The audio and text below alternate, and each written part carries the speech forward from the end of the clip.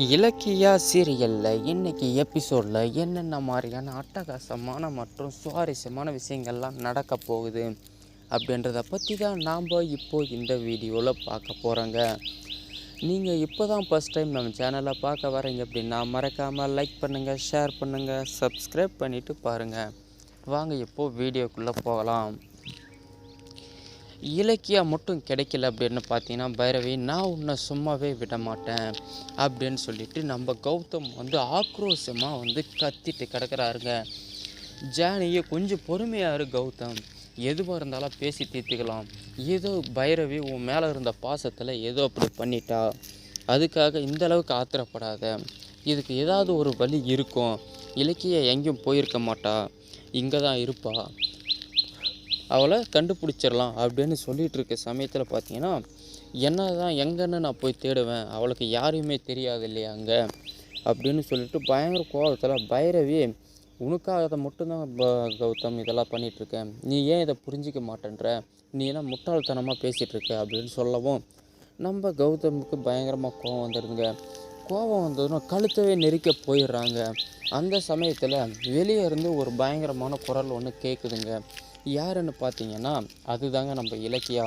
கௌதம், நான் இங்கே தான் இருக்கேன், எங்கேயும் போகல அப்படின்னு சொல்லிட்டு சொல்கிறாங்க. இதை கேட்ட உடனே அத்தனை பேருக்கும் பயங்கரமான சந்தோஷங்க. இலக்கியா, நீ எங்கேயும் என்னை விட்டு போயிடலையே, நீ மட்டும் போயிருந்தால் இங்கே இருக்கிறவங்க ஒருத்தரும் விட்டு வச்சிருக்க மாட்டேன் அப்படின்னு சொல்லிட்டு பயங்கரமாக பேசிகிட்டு இருக்காங்க. உங்களை விட்டு நான் எங்கேயும் போக மாட்டேன், நான் எதுவும் போகிறதா இருந்தாலும் உங்கள்கிட்ட சொல்லாமல் போகவும் மாட்டேன் அப்படின்னு சொல்கிறாங்க. இதை கேட்ட உடனே நம்ம இலக்கியாவுக்கு பயங்கரமான ஒரு சந்தோஷங்க. நீ இல்லாத வாழ்க்கையே நான் நினச்சி கூட பார்த்துருக்க மாட்டேன், நீ எப்படி என்னை விட்டு போகணுன்னு நினச்ச அப்படின்னு சொல்லிட்டு நம்ம கௌதம் இலக்கியா கிட்ட கேட்குறாங்க. இப்படி பேசிகிட்டு இருக்க சமயத்துலேயே நம்ம பைரவி நீ எந்த இதில் எனக்கு கை மேல் அடித்து சத்தியம் பண்ணி கொடுத்த, சொன்ன வாக்கை காப்பாற்றுவேன் அது இதுன்னு சொன்னியே, இதுதான் நீ சொன்ன வார்த்தையை காப்பாற்றுறதா அப்படின்னு சொல்லிட்டு பைரவி மூஞ்சில் அடித்த மாதிரி கேட்குறாங்க. இதை கேட்ட உடனே நம்ம இலக்கியா பார்த்தீங்கன்னா, கௌதமே தானாக இந்த விஷயத்தெல்லாம் தெரிஞ்சுக்கிட்டது, நான் எதுவும் பண்ண முடியாது, நான் எந்த ஒரு விஷயத்தையும் சொல்ல மாட்டேன்னு உனக்கு சத்தியம் பண்ணி கொடுத்தேன்ல, நான் இது வரைக்குமே அதை மீறலை, இதில் என்னுடைய தப்பு எதுவுமே இல்லை, அப்புறம் இருக்கும்போது நான் எப்படி சத்தியத்தை மீறி இருப்பேன் அப்படின்னு சொல்லிட்டு நம்ம இலக்கியா சொல்கிறாங்க.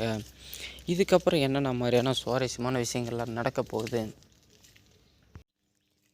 என்னுடைய இலக்கியாவுடைய அழகுக்கு முன்னாடி நீங்கள் எல்லாருமே என் காலுக்கு தூசுக்கு சமானம் அப்படின்னு சொல்லிட்டு இலக்கியாவை கூப்பிட்டுட்டு வெளியே போயிடுறாங்க கௌதம்.